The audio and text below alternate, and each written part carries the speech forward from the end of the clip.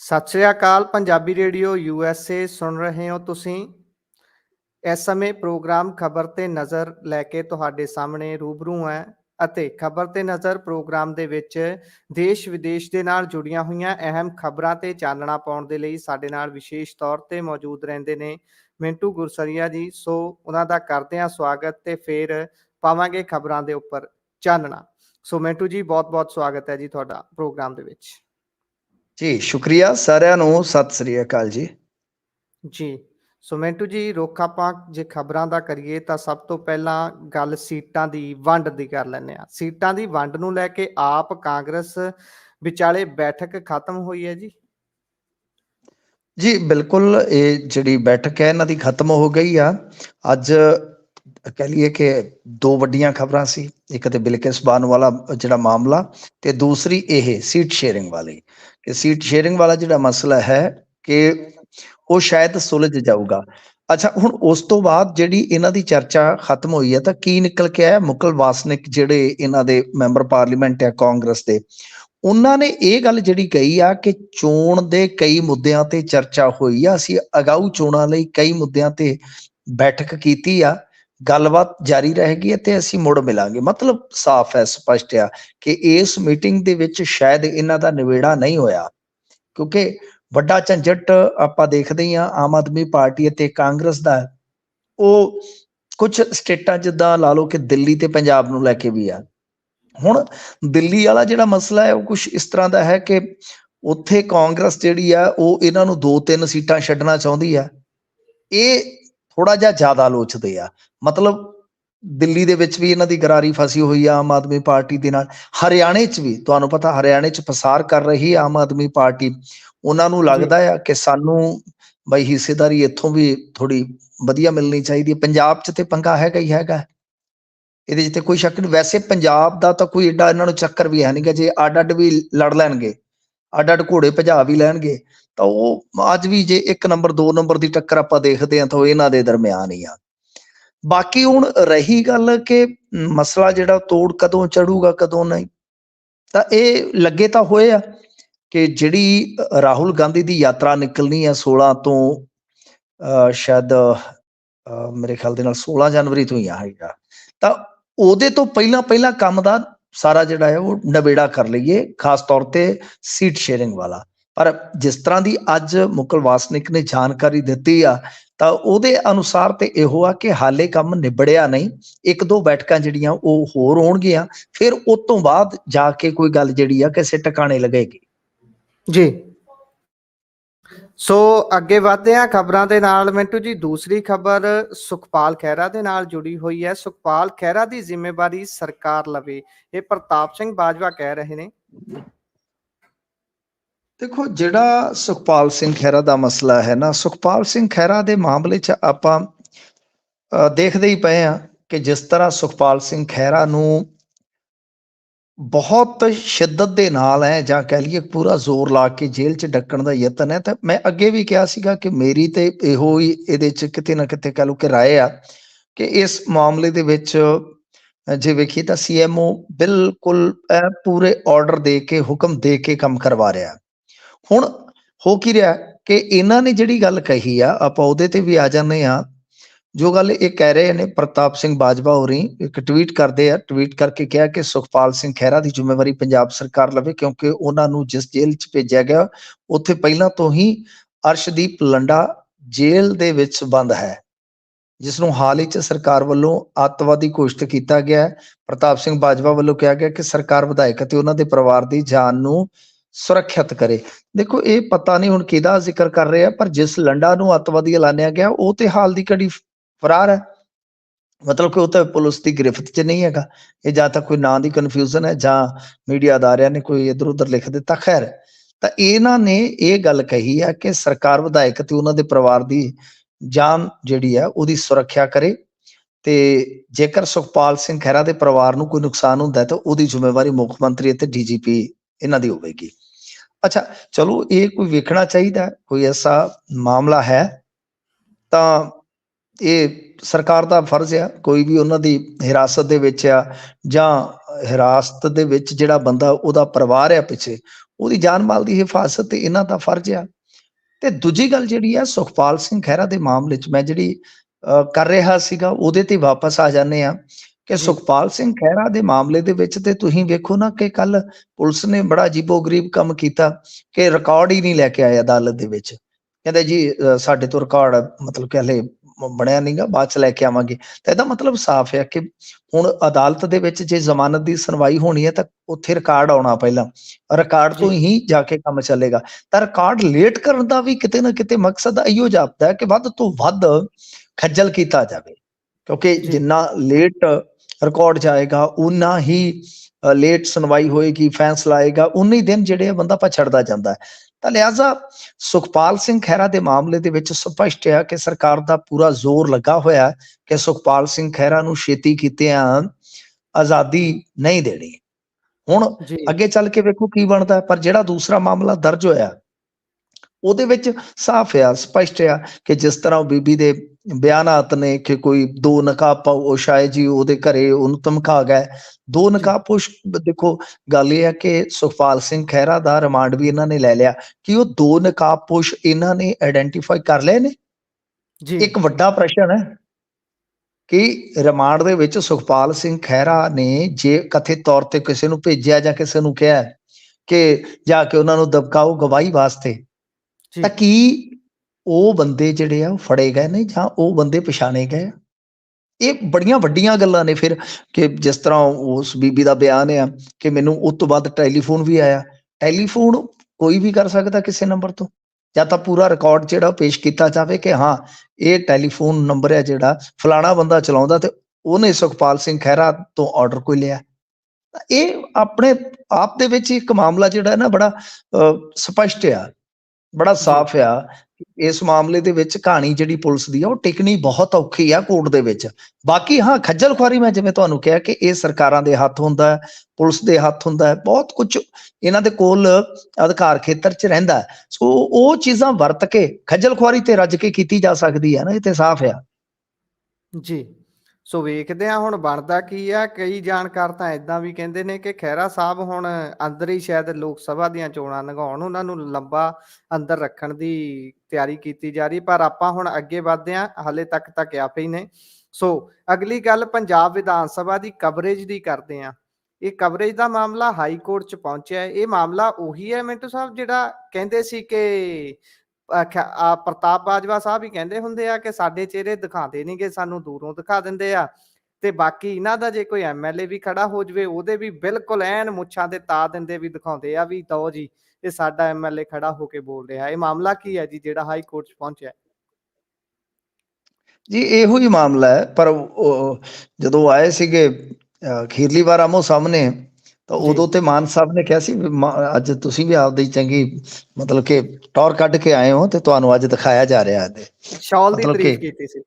ਸ਼ਾਲ ਦੀ ਤਾਰੀਫ ਕੀਤੀ ਸੀਗੀ। ਜੀ ਜੀ ਤੇ ਜੀ ਗੱਲ ਇਹ ਆ ਕਿ ਇਹਨਾਂ ਨੇ ਉਹ ਪਟੀਸ਼ਨ ਪਾਈ ਆ ਜਿਹਦੇ ਵਿੱਚ ਇਹ ਦੋਸ਼ ਆ ਆਪੋਜੀਸ਼ਨ ਦਾ, ਜਿਵੇਂ ਤੁਸੀਂ ਦੱਸਿਆ ਹੈ ਕਿ ਜੀ ਭਾਈ ਸਾਡੇ ਚਿਹਰਿਆਂ ਤੇ ਕੈਮਰੇ ਹੀ ਨਹੀਂ ਮਾਰਦੇ, ਮਾੜੀ ਗੱਲ ਆ ਇਹਨਾਂ ਵਾਸਤੇ।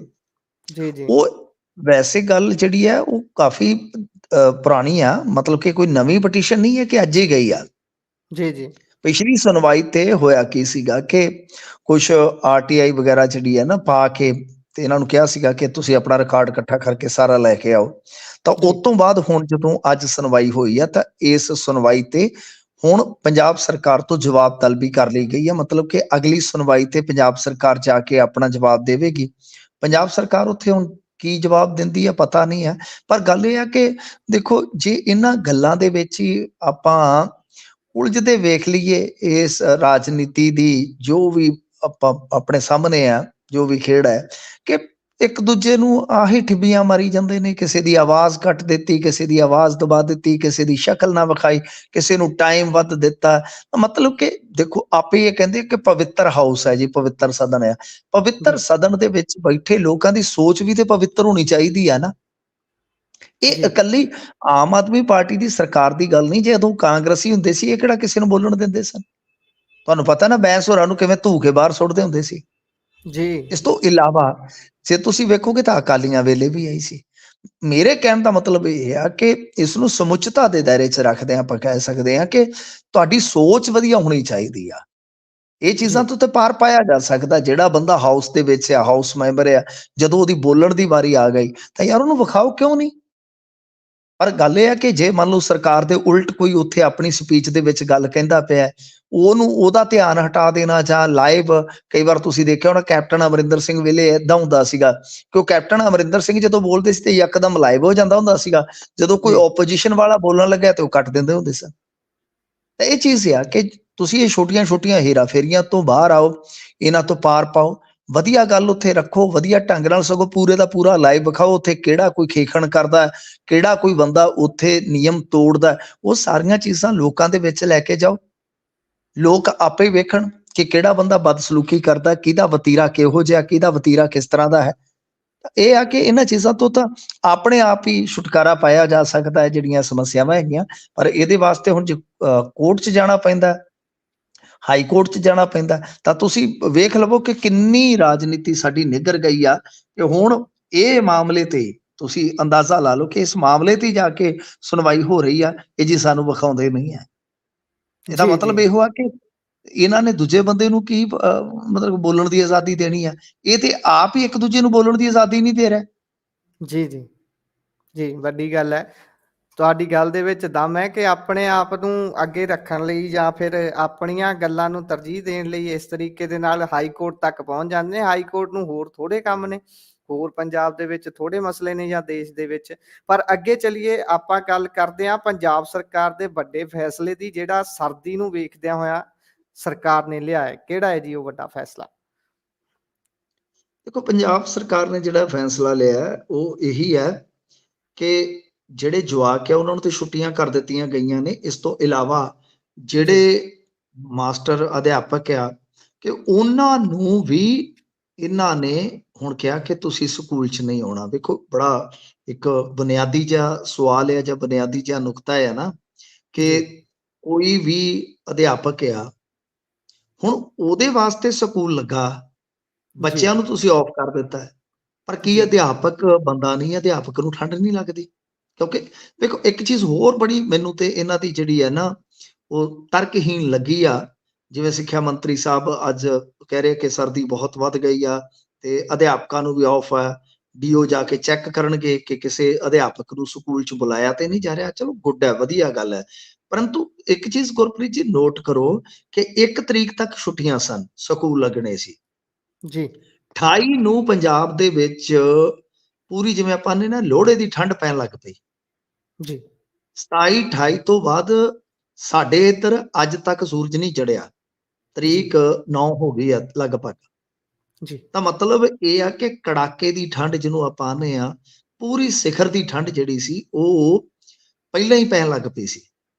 ਜੀ ਇਹ ਤੁਸੀਂ ਆਪਣੇ ਆਪ ਨੂੰ ਹੀ ਗਲਤ ਸਾਬਤ ਕਰ ਦਿੱਤਾ ਕਿ ਜੇ ਹੁਣ ਤੁਸੀਂ ਛੁੱਟੀਆਂ ਕਰ ਰਹੇ ਜੇ ਆ ਕੇ 7 ਨੂੰ ਜਾਂ 8 ਨੂੰ, ਤਾਂ ਯਾਨੀ 1 ਹਫ਼ਤਾ ਜਿਹੜੇ ਤੁਹਾਡੇ ਸਕੂਲ ਲਾਏ ਗਏ ਉਹ ਗਲਤ ਸੀ। ਕਿਉਂਕਿ ਤੁਸੀਂ ਆਪ ਹੀ ਕਹਿ ਰਹੇ ਹੋ ਨਾ ਕਿ ਸਰਦੀ ਜੀ ਬਹੁਤ ਹੈ ਜੀ, ਅਧਿਆਪਕ ਵੀ ਸਕੂਲ ਨਹੀਂ ਆ ਸਕਦੇ ਤੇ ਛੋਟੇ ਬੱਚਿਆਂ ਦਾ ਕੀ ਹਾਲ ਹੁੰਦਾ ਹੋਏਗਾ। ਲੋਕਾਂ ਨੇ ਬੜਾ ਪਿੱਟ ਸਿਆਪਾ ਕੀਤਾ ਕਿ ਭਾਈ ਛੁੱਟੀਆਂ ਵਧਾ ਦਿਓ, ਠੰਡ ਬਹੁਤ ਜ਼ਿਆਦਾ ਹੈ। ਹੁਣ ਤੁਸੀਂ ਸੋਚ ਕੇ ਵੇਖੋ ਨਾ, ਨਿੱਕੇ ਬੱਚੇ ਆ ਜਿਹੜੇ, ਉਹ ਜਾ ਕੇ ਕਲਾਸਰੂਮ 'ਚ ਬਹਿਣਾ, ਉਹਨਾਂ ਨੇ ਕੋਈ ਆਪਣੇ ਇੱਧਰ ਹੀਟਿੰਗ ਹੂਟਿੰਗ ਦੀ ਤਾਂ ਕੋਈ ਹੈ ਨਹੀਂ ਗੀ, ਕੋਈ ਮਤਲਬ ਕਿ ਕਿਸੇ ਵੀ ਸਕੂਲ 'ਚ ਕੋਈ ਜ਼ਿਆਦਾ ਮੈਨੂੰ ਨਹੀਂ ਲੱਗਦਾ ਕੋਈ ਪ੍ਰਬੰਧ ਹੋਏਗਾ। ਹੀਟ ਹੂਟ ਹੁੰਦੀ ਨਹੀਂ ਹੈ ਆਮ ਤੌਰ ਤੇ। ਜੀ ਤਾਂ ਛੋਟਾ ਬੱਚਾ ਧੂੰਏਂ ਤੇ ਵੀ ਨਹੀਂ ਕਿਤੇ ਬਹਿ ਸਕਦਾ। ਸੋ ਬਹੁਤ ਮੁਸ਼ਕਲ ਹੋ ਜਾਂਦਾ ਹੈ। ਕਿੰਨੇ ਕੁ ਲੀੜੇ ਪਾ ਕੇ ਭੇਜੋਗੇ ਬੱਚੇ ਨੂੰ? ਸੋ ਗੱਲ ਇਹ ਆ ਕਿ ਉਹ ਚੀਜ਼ ਸਾਰੀ ਵੇਖਣੀ ਚਾਹੀਦੀ ਸੀਗੀ, ਪਰ ਇਹਨਾਂ ਨੇ ਕਿਤੇ ਨਾ ਕਿਤੇ ਮੰਨਿਆ, ਆਪ ਹੀ ਮੰਨ ਗਏ ਸਿੱਧੇ ਢੰਗ ਦੇ ਨਾਲ ਕਿ ਹਾਂਜੀ, ਜਿਹੜਾ ਉਹ ਪਹਿਲਾ ਫੈਸਲਾ ਸੀਗਾ, ਯਾਨੀ ਜਿਹੜਾ 5-6 ਦਿਨ ਇਹਨਾਂ ਨੇ ਸਕੂਲ ਵਿੱਚ ਦੀ ਲਾਏ, ਉਹ ਗਲਤ ਸੀ। ਕਿਉਂਕਿ ਉਦੋਂ ਹੀ ਸਰਦੀ ਜਿਹੜੀ ਆ ਉਹ ਬਹੁਤ ਜ਼ਿਆਦਾ ਕਹਿਰਵਾਨ ਹੋ ਗਈ ਸੀਗੀ। ਤਾਂ ਜੀ ਚਲੋ, ਇਹ ਠੀਕ ਕੀਤਾ ਨੇ ਇਹਨਾਂ ਨੇ ਤੇ ਵਧੀਆ ਗੱਲ ਆ। ਤਾਂ ਮੇਰਾ ਵੀ ਮੰਨਣਾ ਇਹੋ ਆ ਕਿ ਅਧਿਆਪਕਾਂ ਨੂੰ ਛੁੱਟੀਆਂ ਵੀ ਬਈ ਜ਼ਰੂਰੀ ਨੇ, ਕਿਉਂਕਿ ਉਹਨਾਂ ਨੇ ਸਰਦੀਆਂ 'ਚ ਉੱਥੇ ਸਕੂਲ 'ਚ ਆ ਕੇ ਜਿਹੜਾ ਸਫ਼ਰ ਤੈਅ ਕਰਨਾ, ਉਹ ਤੇ ਠੰਡ 'ਚ ਹੀ ਕਰਨਾ। ਉੱਥੇ ਜਦੋਂ ਬੱਚੇ ਹੀ ਹੈਨੀਗੇ ਤੇ ਆ ਕੇ ਕਰਨਾ ਵੀ ਕੀ ਆ? ਤੁਹਾਡੇ ਕੋਈ ਇੱਧਰ ਉੱਧਰ ਦੇ ਕੋਈ ਜਿਹੜੇ ਕੰਮ ਹੈਗੇ ਆ ਮਾੜੇ ਮੋਟੇ, ਮੰਨ ਲਓ ਕਲੈਰੀਕਲ ਕੰਮ ਜਿਹੜੇ ਹੁੰਦੇ ਜਾਂ ਉਹਨਾਂ ਦੇ ਹੋਰ ਕੰਮ ਹੁੰਦੇ ਆ, ਉਹ ਤੇ ਅੱਜ ਕੱਲ ਜੀ ਤੁਹਾਨੂੰ ਪਤਾ ਬਹੁਤ ਹੱਦ ਤੱਕ ਆਨਲਾਈਨ ਵੀ ਕੀਤੇ ਜਾ ਸਕਦੇ ਆ ਤੇ ਆਨਲਾਈਨ ਹੁੰਦੇ ਜੀ ਵੀ ਆ। ਜੀ ਜੀ ਸੋ ਬਹੁਤ ਸਾਰੇ ਕੰਮ ਨੇ ਜੀ, ਇਹ ਤੁਹਾਡੀ ਗੱਲ ਬਿਲਕੁਲ ਦਰੁਸਤ ਹੈ। ਕਈ ਵਾਰ ਤਾਂ ਰਾਤ ਨੂੰ ਕਿਸੇ ਅਧਿਆਪਕ ਨੂੰ ਫ਼ੋਨ ਕਰਕੇ ਅਫਸਰ ਕਹਿ ਦਿੰਦੇ ਨੇ ਕਿ ਤੁਹਾਡਾ ਆਹ ਵਾਲਾ ਡਾਟਾ ਹਾਲੇ ਤੱਕ ਚੜ੍ਹਿਆ ਨਹੀਂ। ਉਹ ਰਾਤ ਨੂੰ ਵੀ ਕਈ ਵਾਰੀ ਆਪਣੇ ਬੈੱਡ ਤੇ ਬੈਠਿਆਂ ਕੰਮ ਕਰਨਾ ਪੈ ਜਾਂਦਾ। ਬਹੁਤ ਸਾਰੀਆਂ ਚੀਜ਼ਾਂ ਔਨਲਾਈਨ ਹੋ ਚੁੱਕੀਆਂ ਨੇ। ਚਲੋ ਜਿੰਨੀਆਂ ਹੁਣ ਛੁੱਟੀਆਂ ਵਧਾਈਆਂ ਨੇ, ਉਸ ਤੋਂ ਬਾਅਦ ਮੁੜਦਿਆਂ ਨੂੰ ਸ਼ਾਇਦ ਹੁਣ ਬੱਚਿਆਂ ਨੂੰ ਛੋਲੇ ਪੂੜੀਆਂ ਮਿਡ ਡੇ ਮੀਲ 'ਚ ਖਾਣ ਨੂੰ ਮਿਲਣਗੀਆਂ। ਨਹੀਂ, ਸੋ ਨਹੀਂ, ਵਧੀਆ ਗੱਲ ਹੈ ਜੀ, ਵਧੀਆ ਗੱਲ ਹੈ। ਜੀ, ਜੀ। ਸੋ ਅੱਗੇ ਵਧਦੇ ਹਾਂ, ਗੱਲ ਕਰਦੇ ਹਾਂ। ਕੇਂਦਰੀ ਪੈਟਰੋਲੀਅਮ ਮੰਤਰੀ ਨੇ ਦੇਸ਼ ਵਿੱਚ ਤੇਲ ਦੀ ਨਵੀਂ ਖੋਜ ਦਾ ਐਲਾਨ ਕਰ ਦਿੱਤਾ ਹੈ ਜੀ।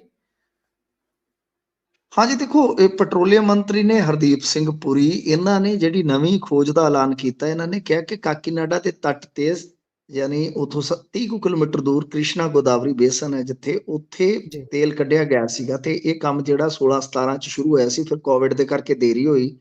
ਪਰ ਹੁਣ ਇਹ ਕਹਿੰਦੇ ਆ ਕਿ ਯਕੀਨ ਹੈ ਕਿ ਇਸ ਵਿੱਚੋਂ ਉੱਥੇ 26 ਖੂਹ, ਜਿਨ੍ਹਾਂ ਚੋਂ 4 ਖੂਹ ਪਹਿਲਾਂ ਕੰਮ ਕਰ ਰਹੇ ਸੀਗੇ, ਤਾਂ ਉਹ ਕਹਿੰਦੇ ਵੀ ਹੁਣ ਸਾਡੇ ਕੋਲ ਇੱਥੇ ਗੈਸ ਵੀ ਜਿਹੜੀ ਆ ਉਹ ਪ੍ਰਾਪਤ ਮਾਤਰਾ ਚ ਹੋਏਗੀ। ਤਾਂ ਉਹ ਕਹਿੰਦੇ ਆ ਕਿ ਮਈ ਅਤੇ ਜੂਨ ਤੱਕ ਅਸੀਂ ਇੱਥੋਂ 45,000 ਬੈਰਲ ਪਰ ਡੇ ਦਾ ਜਿਹੜਾ ਹੈ ਨਾ ਉਤਪਾਦਨ ਕਰਨ ਦੇ ਯੋਗ ਹੋ ਜਾਵਾਂਗੇ, ਜੋ ਸਾਡੇ ਕੁੱਲ ਦਾ 7% ਹੋਵੇਗਾ ਉਤਪਾਦਨ ਦਾ ਜੀ, ਮਤਲਬ।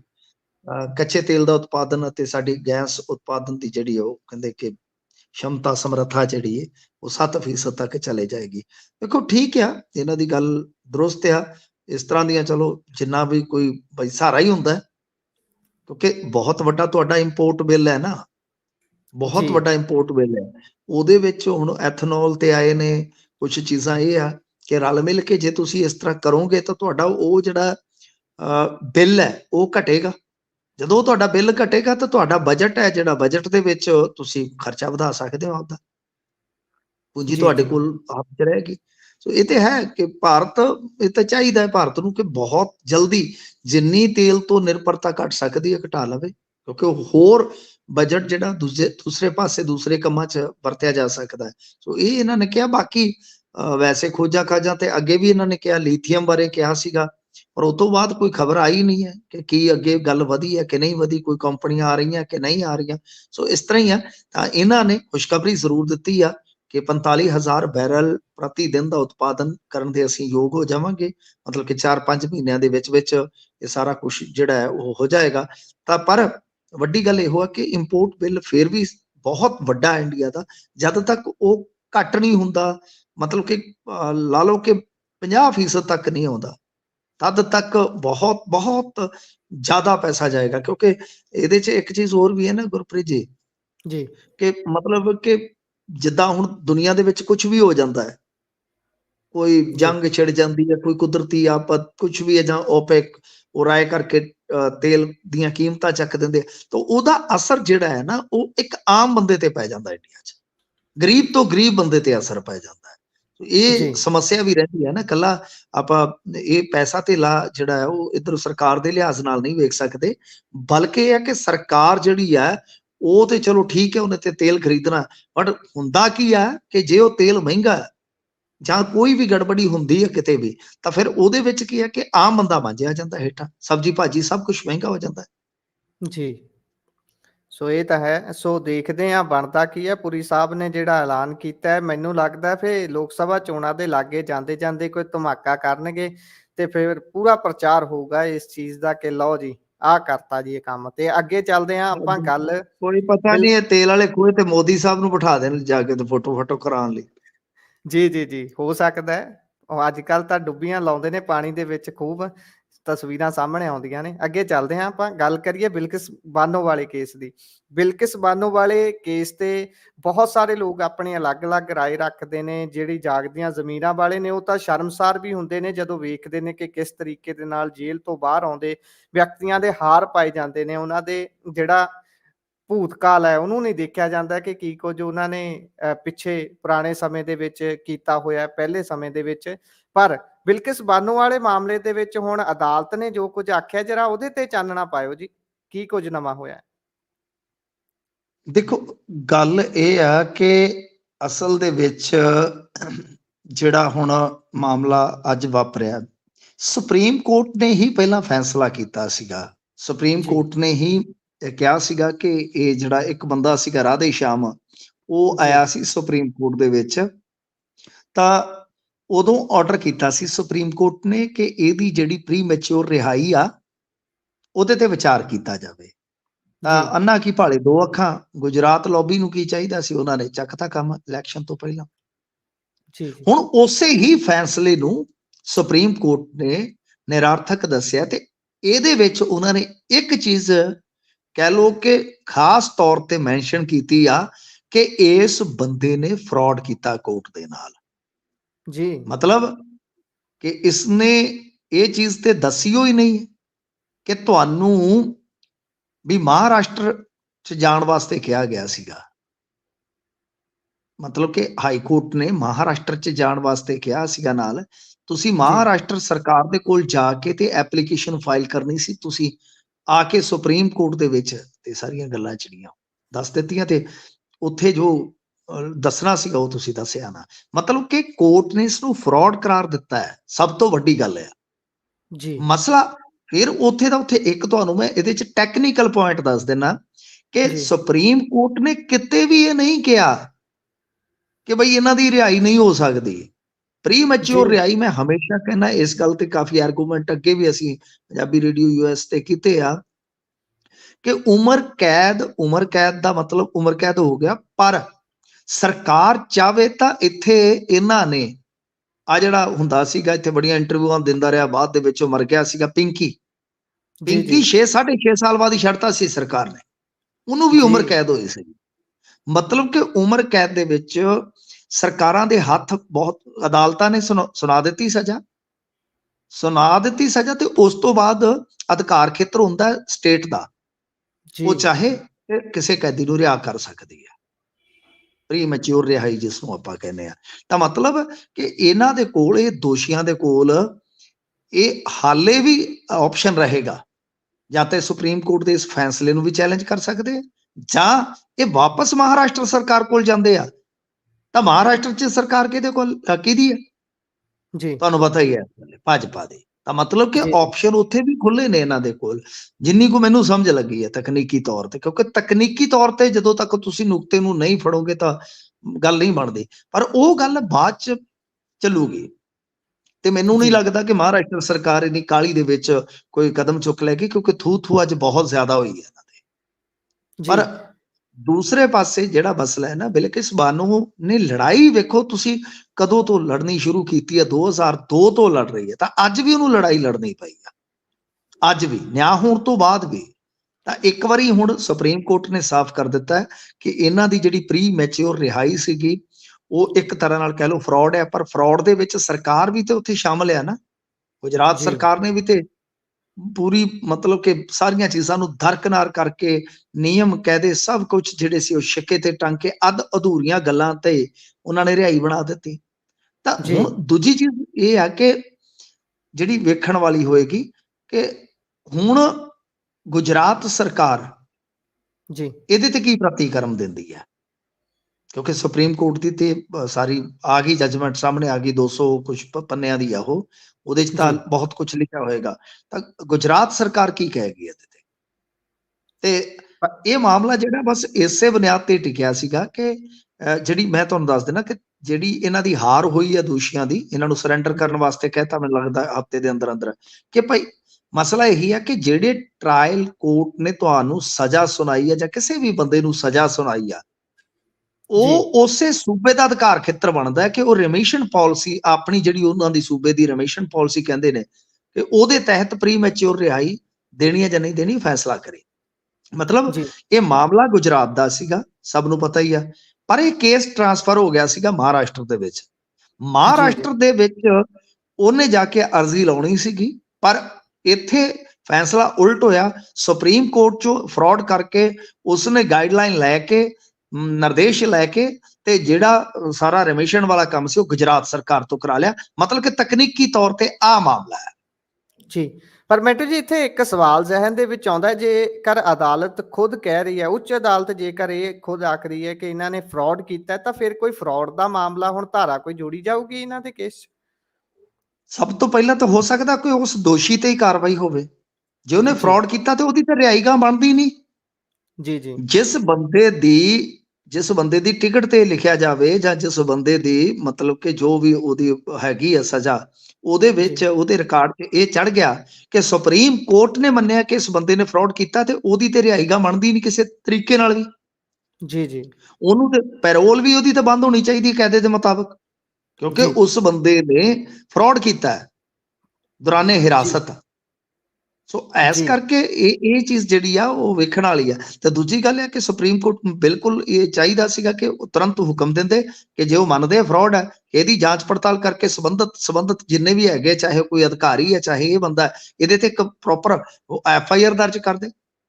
ਜੀ ਹੋ ਸਕਦਾ ਸੀ। ਸੋ ਅੱਗੇ ਵਧਦੇ ਹਾਂ, ਸਾਡੀ ਖਬਰ ਅਗਲੀ ਜਿਹੜੀ ਫਿਰੋਜ਼ਪੁਰ ਤੋਂ ਹੈ। ਇੱਕ ਵਿਆਹ ਵਾਲੇ ਘਰ ਤੇ ਕਹਿੰਦੇ ਜ਼ਬਰਦਸਤ ਫਾਇਰਿੰਗ ਹੋਈ ਹੈ ਜੀ, ਇਹ ਮਾਜਰਾ ਕੀ ਹੈ ਸਾਰਾ?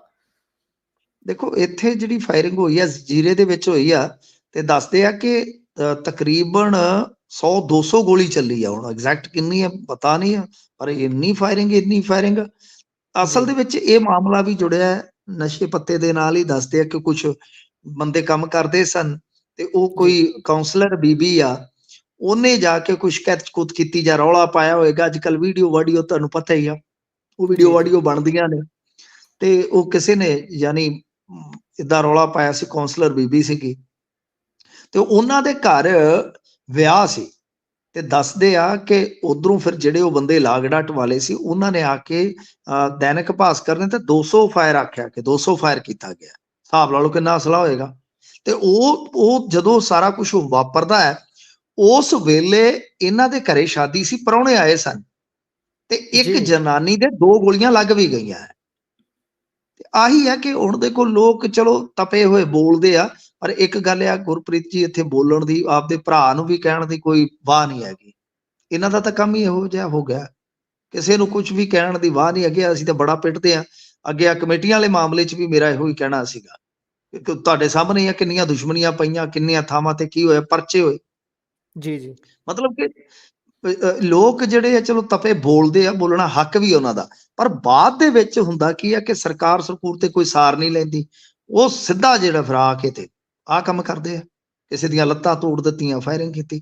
ਤਾਂ ਹੁਣ ਇਸ ਮਾਮਲੇ ਤੇ ਅੱਗੇ ਦੇਖੋ ਕੀ ਕਰਦੀ ਹੈ ਪੁਲਿਸ। ਦੱਸਦੇ ਆ ਕਾਫੀ ਫਾਇਰਿੰਗ ਹੋਈ ਹੈ, ਤਾਂ ਲੜਾਈ ਹੋਈ ਆ, ਪਰ ਲੜਾਈ ਦਾ ਕਾਰਨ ਇੱਕ ਇਹੀ ਸਮਝਿਆ ਜਾ ਰਿਹਾ ਕਿ ਕੁਝ ਦਿਨ ਪਹਿਲਾਂ ਇਸ ਬੀਬੀ ਰੇਸ਼ਮ ਕੌਰ ਜਿਹੜੀ ਆ, ਇਹਨੇ ਕੋਈ ਰੌਲਾ ਪਾਇਆ ਸੀਗਾ ਨਸ਼ੇ ਪੱਤੇ ਦੇ ਵਿਰੁੱਧ। ਜੀ ਸੋ ਵੇਖਦੇ ਹਾਂ ਬਣਦਾ ਕੀ ਆ, ਪਰ ਬਹੁਤ ਹੀ ਚਿੰਤਾਜਨਕ ਗੱਲ ਹੈ। ਜੇਕਰ ਇੱਕ ਘਰ ਦੇ ਉੱਪਰ 200 ਫਾਇਰ ਹੋ ਜਾਂਦੇ ਨੇ ਤਾਂ ਬਹੁਤ ਵੱਡੀ ਗੱਲ ਹੈ। ਸੋ ਮਿੰਟੂ ਜੀ, ਤੁਸੀਂ ਸਾਰੀਆਂ ਖਬਰਾਂ ਤੇ ਚਾਨਣਾ ਪਾਇਆ, ਤੁਹਾਡਾ ਬਹੁਤ ਬਹੁਤ ਧੰਨਵਾਦ ਜੀ। ਸਤਿ ਸ਼੍ਰੀ ਅਕਾਲ। ਜੀ ਸਤਿ ਸ੍ਰੀ ਅਕਾਲ। ਸੋ ਇਹ ਸਨ ਸਾਡੇ ਨਾਲ ਮਿੰਟੂ ਗੁਰਸਰੀਆ ਜੀ, ਜਿਨ੍ਹਾਂ ਨੇ ਸਾਰੀਆਂ ਖਬਰਾਂ ਤੇ ਉੱਪਰ ਵਿਸਥਾਰ ਸਹਿਤ ਚਾਨਣਾ ਪਾਇਆ ਹੈ। ਪ੍ਰੋਗਰਾਮ ਤੁਹਾਨੂੰ ਕਿਹੋ ਜਿਹਾ ਲੱਗਿਆ? ਤੁਸੀਂ ਆਪਣੇ ਵਿਚਾਰ, ਰਾਏ, ਟਿੱਪਣੀਆਂ ਸੱਭਿਅਕ ਭਾਸ਼ਾ ਦੇ ਵਿੱਚ ਸਾਡੇ ਤੱਕ ਸੋਸ਼ਲ ਮੀਡੀਆ ਪਲੇਟਫਾਰਮਸ ਦੇ ਜ਼ਰੀਏ ਪਹੁੰਚਦੀਆਂ ਕਰ ਸਕਦੇ ਹੋ। ਅਗਲੇਰੇ ਪ੍ਰੋਗਰਾਮ ਤੁਹਾਡੇ ਤੱਕ ਪਹੁੰਚਦੇ ਨੇ ਬਹੁਤ ਜਲਦੀ। ਸੋ ਜੁੜੇ ਰਹੋ ਪੰਜਾਬੀ ਰੇਡੀਓ USA ਦੇ ਨਾਲ। ਧੰਨਵਾਦ। ਸਤਿ ਸ਼੍ਰੀ ਅਕਾਲ।